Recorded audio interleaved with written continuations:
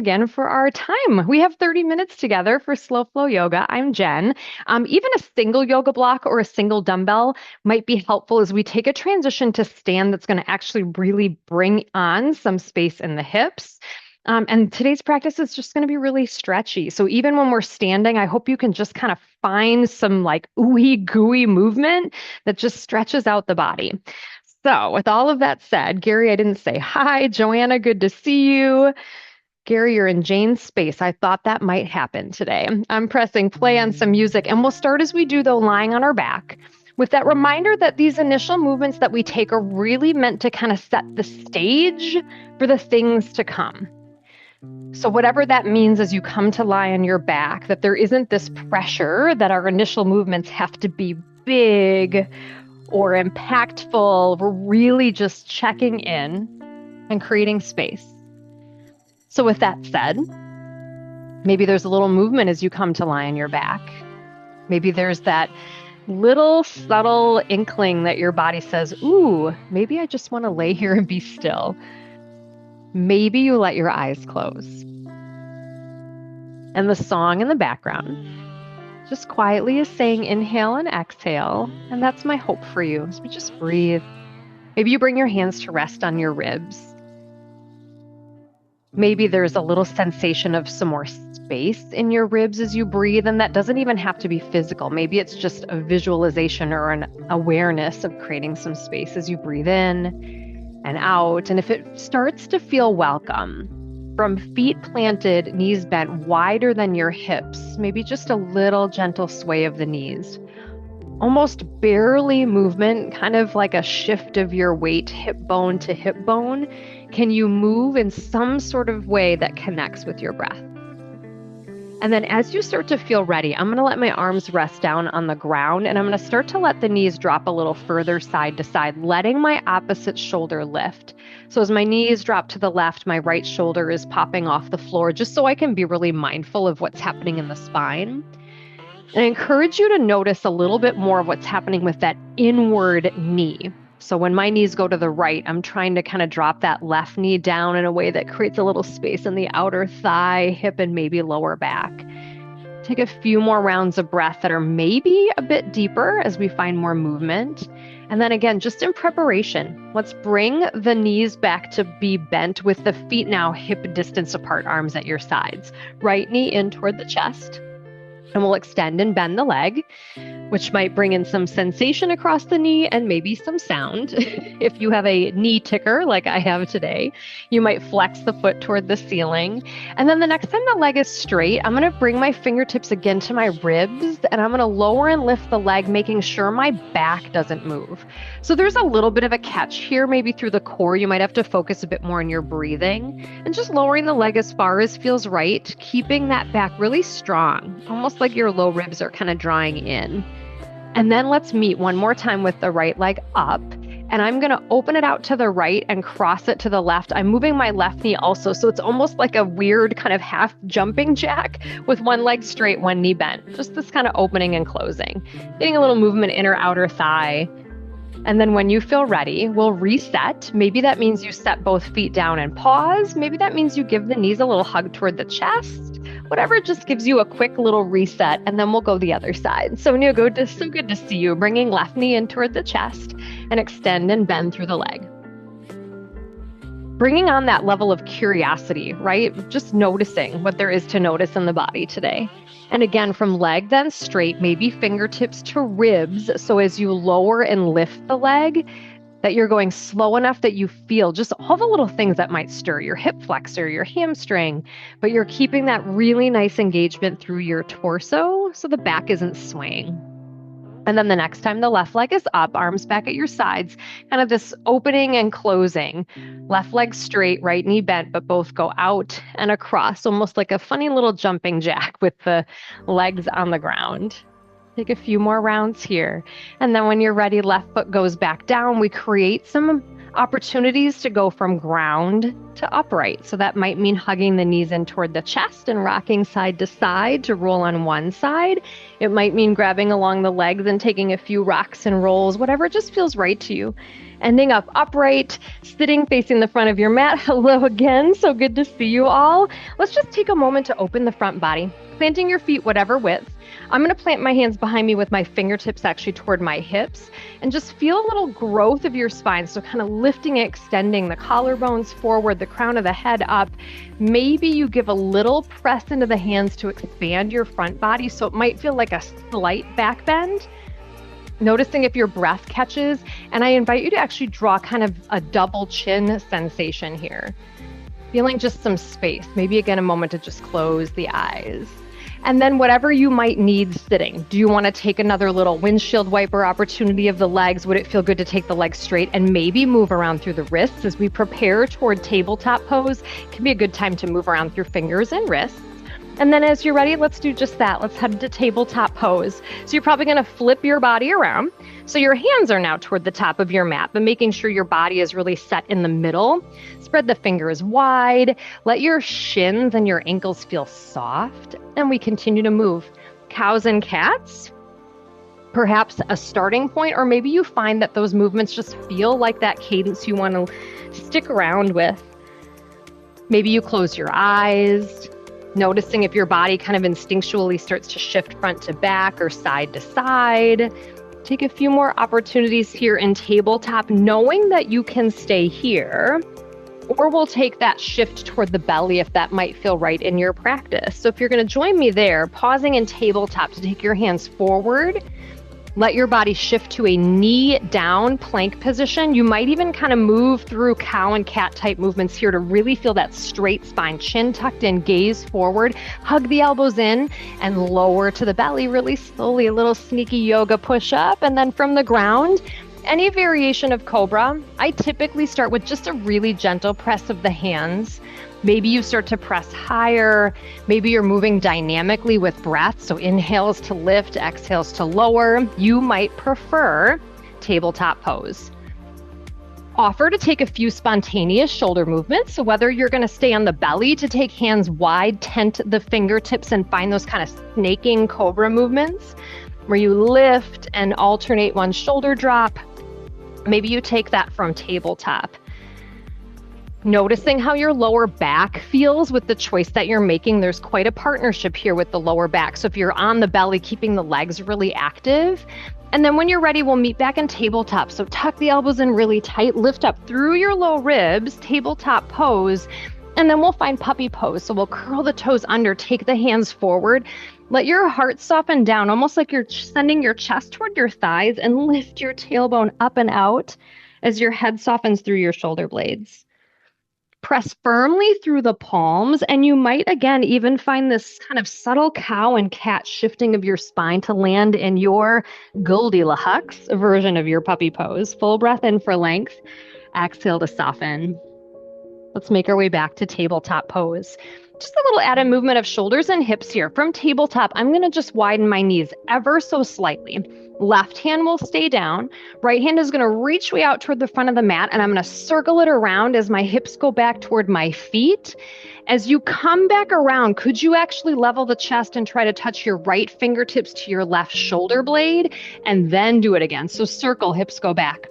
As you come back around, just that brief little wrap around, like you're going to try to touch your left shoulder blade with your right hand. The next time you come back toward the front after that little touch, right hand comes back down. Offer to find hip opening from the forearms. So I'm going to drop to the forearms. I'm going to center my left knee under the body and lift up my right leg to find some hip opening. You can do this from regular tabletop. The offer here is to just give a brief pause in the wrists. If you are on the forearms, you're going to find there's kind of a downward slant in your body. So you might feel a little rush of blood toward the head. Your head is a little bit lower than your heart. One more breath or two in your hip opener, and then let's realign. So the right knee will come back down. If you're on forearms, maybe you try to press up at the same time, lift both elbows, like another little sneaky push-up. Good. And then tabletop pose. slightly wider knees perhaps, and we'll do the other side. So right hand stays down, left arm reaches forward. Take your big arc and circle as your hips go back, and then level back out through the chest, and maybe that brief little touch then of left fingertips to right shoulder blade. So a lot is happening here. We've got knee stretch potentially, obviously movement in the shoulder, and still that rotation of your spine. The next time that you come back to be level toward the front of your mat, left hand comes back down. Maybe again, you opt for forearms. Right knee comes under the middle of your body if you do so, and left hip will lift. So on forearms in particular, I like centering that bottom knee. You could roll through the ankle. You could find circles. From this position, I often like to just hold, keeping that nice straight spine. So that means the head is a little bit lower here. And as you're ready, rewinding to set the left knee down, and perhaps then right away to child's pose, finding some wider knees and letting your tailbone settle back. So we're potentially already nice and low, taking some time to maybe shift here. You might kind of sweep the hips side to side in a little semicircle. You might press through the palms to lift the elbows or let them melt through the floor. You might even turn your head a little side to side. Find some breath that expands the backs of your ribs and lets your body feel a little heavier toward the floor as you breathe out. When you're ready, we're going to make our way back to tabletop pose. So we are going to head to stand, but a little differently today. We're going to go to the back of the mat. So I would suggest, if you have access to a block or a dumbbell, that you set one back by one of your feet. So as your hands go backwards, you can grab one toward the back of your mat. If downward facing dog doesn't feel right, I'm going to invite you to stay in puppy pose until we shift. If you'd like to try a downward facing dog, curl the toes under, feel that lift of your tailbone, bend your knees generously.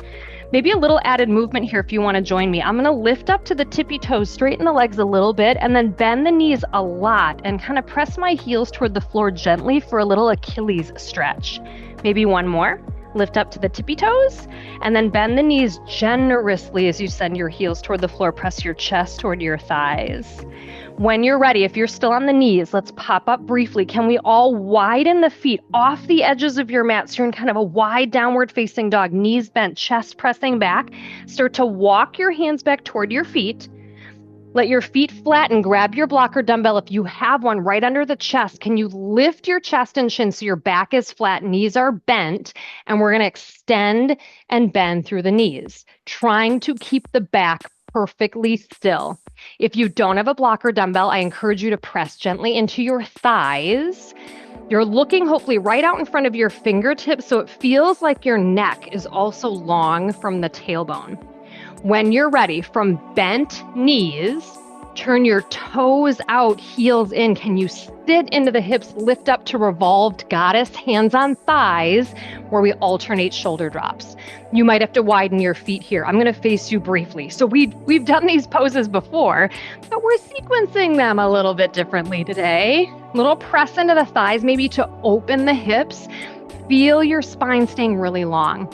And then pause in the middle, power through your feet, rise up, maybe 5-point star that you just stretch out of all of it. Shoulders away from your ears, jazz hands, maybe a wiggle of your fingers, and then hands come to heart. Let's walk the feet in. So I'm going to go toes in, heels in, toes in, heels in. It's good ankle work, right? And then you have a block or dumbbell potentially right in front of you. So let's just move it off to the side. You are at the back of your mat. Let's step the right foot in front of the left foot just a smidge. I'm going to lift my right toes.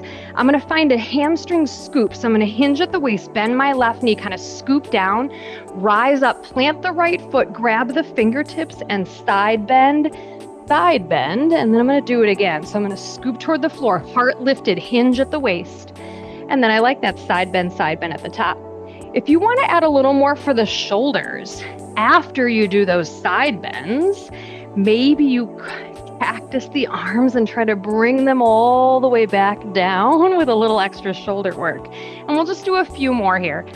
So as we talked about at the beginning, I hope this kind of just feels spacious and stretchy for you. And then when you feel ready, We're going to find just a slightly bigger stance. Hands come to heart. Step your right foot even further forward. If you're okay on the back, tippy toes, let's find a high crescent stance. You can keep your left foot flat if that feels better. Can you tuck your right hip under your right shoulder so you feel really straight and tall here? Interlace your hands in front of you, your fingertips. Can you put them to the back of your head? If that feels like a lot at your shoulders, just separate the fingers by your ears. Can you press your head into your hands? Maybe pull your elbows back behind you. Could you tuck your left hip under? You might even lengthen and tuck your left leg, just little shifting to find that sweet spot where your low ribs feel tucked in. And I don't know about you all, but for some reason with this, I start to hold my breath. Can you really breathe? Let's send left arm forward, right arm back, upright twist to the right leg. If the split arms feels too much, you can bring hands to heart. Sometimes my shoulders don't love that split stance, and sometimes it forces me or creates this kind of wrenching sensation. We don't want to force the twist. Let's unwind, facing back toward the front of your mat. Step your left foot up about halfway, flip your foot upside down, and give yourself a little foot stretch. Kind of massaging the top of the foot. You might shift your weight big toe to pinky toe. For some reason, I like to do windshield wiper hands with this. And then when you're ready, left foot next to right, let's gently shift and sway through the torso. And we're just going to do the other side right away. So if you're kind of halfway up your mat or in the middle of it, that ought to be great. We'll step the left foot slightly in front of the right, toes up, and we'll do our scoop, rise, side bend, and side bend. So the key with that scoop is that you're hinging at the waist, but not collapsing your back. So it really is kind of a swan dive down in a range of motion that feels right to you. So going slow enough that you can kind of feel that stretch in your left leg. Maybe again, after your side bends, you take a little cactus opening of the arms just to get a little bit more into the shoulders. Oh, I hope you're finding some sticky spots to get a little squishy into. Take a few more rounds, whatever pace, linger anywhere, pause anywhere. And then as you feel ready, we'll start to set up our high lunge stance. So hands at heart, left foot further forward, right toes back. Again, up on the back, tippy toes if that feels okay for your body, or you can plant the right foot flat, but hips facing forward. Feel that lift. So it feels like your shoulders are stacked over your hips. Fingertips interlace, once again to the back of the head. Feel the back of your head press in, but notice if that makes your ribs feel like they're arching out. Can you tuck your low ribs in? Maybe tuck your right hip under. You might even play with a little bit more lift and tuck just to find that sweet spot. How's your breath? Double chin, drawing in, elbows back. And then we create upright twist. Right arm forward, left arm back to twist to the left, or perhaps you bring your hands to heart. If you think there's room for more twist, can you find it from your torso? Can you kind of squeeze in at the waist rather than force your shoulders to turn? And then we come back to the front, hands in. Step your right foot up about halfway, and we'll flip the toes upside down, just like with the knees. I have sensation and sound today in the toes. Give yourself a little shifting of the weight, big toe to pinky toe. Again, maybe it's the windshield wiper that I'm just releasing the wrists for some reason. Take a few more rounds of breath. And then right foot joins left foot at the top of your mat to again, maybe rinse through the torso with a little gentle rotation. You might enjoy some marches in place. We've kind of done a lot for the hips in little sneaky ways. And we're going to come right back down actually then to find some more seated stretches. So hopefully you're toward the top of your mat. You might move or grab one of your blocks or dumbbells to greet you, and we're going to take our flow down. So we'll take a big breath up, reach up. A thoughtful hinge might bring you more to that flat back position like we did at the back of the mat, or maybe a ragdoll would feel welcome. I tend to experiment by keeping my hands on my block. You might bend the knees a lot. You might find that just giving into gravity with the crown of your head and that ragdoll feels so welcome that you actually want to grab for opposite elbows. You might sway. So many ways that you can dialogue with your back and your hamstrings here. But as you're ready, we head to tabletop. I like to bend the knees, lift my chest, and kind of guide myself back a limb at a time. This is a really impactful transition. Getting ground to stand and vice versa, it matters. And once you're in tabletop, finish moving in ways that make sense for you. Maybe it's time in tabletop, moving and shifting, and then a child's pose. Maybe you realize your body could use some added time once again on the belly for a cobra variation. Maybe your body could use another opportunity in a downward facing dog. Whatever it is that you need, as much movement and or as much time in stillness as feels right to your body. Notice the dialogue potentially between your body and your brain, finding some breath to ground you back and connect the two together. Can you bring your brain back into your body with an intentional breath in and a really impactful breath out? When you're ready, we're going to make our way back up and through tabletop pose. We will drop to a hip to come to sit, to reverse again to have feet toward the top of your mat. So we're going to play in a framing of like half hero pose. There'll be hip, maybe quadricep. And again, this is going to be about you choosing how the shape feels best for you. So sitting facing the front of your mat, I'm going to turn to face you to be a better visual. Let's take the left leg out straight. Right foot goes just a little further out. I'm going to lean back a little bit and I'm going to work on that inward tilt at the hip. So I'm going to drop the right knee toward the floor and back up, but the movement is happening from my hip. So you might find that pausing there feels really lovely. There's a lot to stretch in that spot. There's a potential here to find more quadricep and knee stretch by bringing your right foot closer to your hip and maybe putting the top of the foot on the ground, and then you lean back a little bit as the right knee softens toward the floor. Sometimes I find I feel more stretch if I sit up. Sometimes it feels better to lean back. Some of you might find you lean back and actually have to lower to the forearms to feel some of that stretch. So again, if you keep kind of the arch of the foot down, that distance from your foot, you tend to get more outer hip, lower back stretch. That half hero pose tends to be, for me, a little bit more quadricep and knee. I hope you're finding a place that feels like a stretch that's valuable to you. And a breath. And then when you're ready, if you leaned back in any way, let's start to bring your body upright. Help your leg come around and undone. I'm going to take both legs straight briefly and just kind of pedal and move the blood around. Again, I'm a wrist roller today. I don't know why, but let's move the wrists. Are you all typing during the day? All the things, the wrists, yeah, let's keep them happy. And then of course, we're going to find the second side, knowing you can take a different offering. So we'll keep the right leg straight. We'll bend the left knee with the foot slightly wider. I'm going to lean back slightly, and I'm just going to work on that inward drop a couple of times. Rolling to the arch side. You can let your left hip lift off the ground, and then see how it feels to maybe pause. This feels like a lot often for me. We don't do the hips inward quite often, and there's a lot happening in that outer thigh and hip. You might see how it feels to create more of that half hero pose. So for me, I try to have the top of the foot down and let the left knee kind of surrender toward the floor. That usually for me is more knee and quadricep stretching.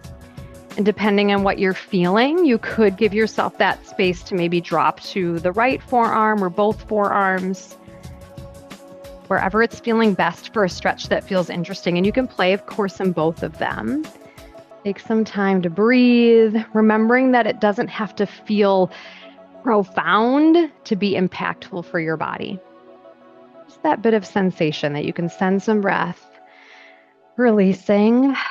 And when you're ready, it's your kind of thoughtful rewind. So if that means you're coming off the forearms, that means you're helping the leg to come undone and unwound. Let's take the legs straight, and we will take a moment in staff pose just to creep in on those hamstrings one more time. So starting with your heels kind of digging in, knees slightly bent. You might even kind of pull your sitting bones out from under you. See if you can sit really tall. So it might even feel like a slight forward tilt. And then can you straighten your legs a little more? Some of you might be able to just kind of put the backs of your knees on the ground and you're all good. I find if my knees go too straight, my back rounds because my hamstrings are a little too tight. from wherever that sweet spot is for you, you can stay right there. Press the heels of your hands toward the floor. They might touch. You might create like a standing or a sitting version of our forward fold where you might creep your fingertips forward. I like to keep my spine tall, so my heart up and my nose toward my toes. You might take more of that ragdoll approach. So all of this is you listening to your body. There's not a better thing to do here. And including, again, that staff pose, I love that just length of the legs and straight spine. If you're caring for your back today, that might feel like the best spot. Thoughtfully rewind from where you were. I'm going to help the knees to bend. And you might take just a really tiny, again, windshield wiper, just thanking the lower back for that support. And we'll do just that. We'll thank our spine. We're going to head to the ground and take a twist variation where you might use a block or a dumbbell. So if you only have one, let's set it next to your left hip before you lay down. If you have two of them, you can just put them both on either side of your body. So you have one next to each hip. And then in your time and your way, we'll go from upright back to the floor. Maybe you're all in for like boat pose intensity. You want to use your core to bring you all the way down. Maybe you'll combine core and holding the backs of your legs, but finding that reconnection with the ground. Maybe it's a greeting where your arms go overhead and your legs lengthen. Maybe there's some windshield wiper movements again. We've actually done a lot in a short amount of time, so noticing how your body comes back to the floor, what there is to observe here. And then we'll start in what's called wind releasing hug with the option for a twist, planting both feet, knees bent. And let's bring the right knee in toward the chest, grabbing the shin or the back of the thigh, maybe interlacing the hands, see how it feels to take the left leg straight. And inviting you to find enough of a hug of your knee that something kind of catches or breathes in your right hip flexor. You might even find you have to kind of scoot the right thigh off of your body to the side a little bit because we've done some stretching to create space. Stay here if you'd like. Or maybe you guide this into a twist. So your left hand will guide your bent right knee across your body. So you're going to roll on your left side. I love using my block to catch my knee. That range of motion feels really lovely to me. My leg doesn't like going all the way to the floor, but do lift up your right shoulder enough to kind of let this land. Whether or not you have support under your right leg, maybe you take the right leg a little straighter. It could create a different stretch again in your outer hip into that kind of IT band area. That band of muscle tissue that runs down the entire side of the body that when it gets tight can make our knees grouchy. Take a few more breaths wherever you decided to be. If your right leg straightened at all, let's rebend. Let's roll back if you took the twist. And I do encourage you to kind of land back in that wind releasing hug one more time where you feel your entire back, both hips rooting into the floor. And then maybe your release is a full body stretch. I like doing that, but I tend to be more of a star shape than a pencil. I like a little space between my feet and my hands. Or you might prefer to sway and hug the knees in. You might even love taking the legs up toward the ceiling for a breath or two. Just give your body a little rinse. And then we'll go to the other side as you feel ready. So if you only have one block or dumbbell, you might move it then next to your right hip. Maybe you have one there already. From both knees bent, left knee hugs in toward chest. Interlacing hands at the shin or the back of the thigh, right leg straight. And you feel kind of that dichotomy of right leg really just heavy and soft, but maybe a little energy in your biceps as you pull. You might have to slide your left thigh off of your body just a bit, kind of off to the side. Please know you can stay here. Such a great pose to soften, to release. Maybe you guide into your twist. So right hand will help you guide and roll onto your right side.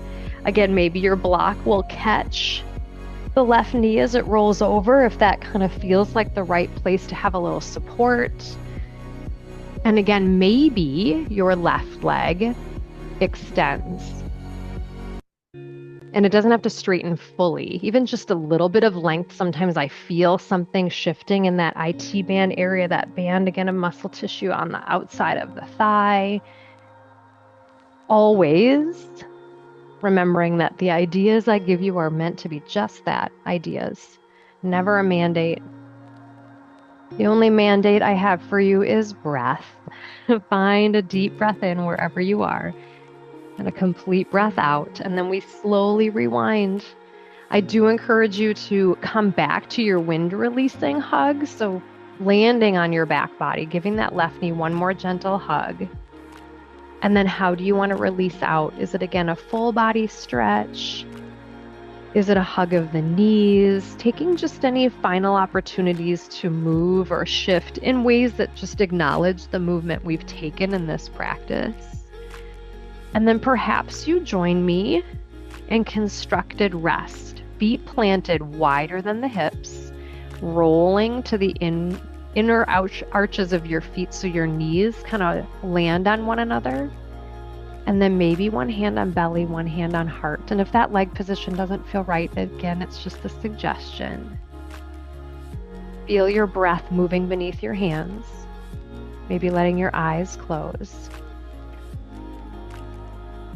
With this shorter practice, this is where I will offer our closing moments. So if you have the time and space to linger, you can do so.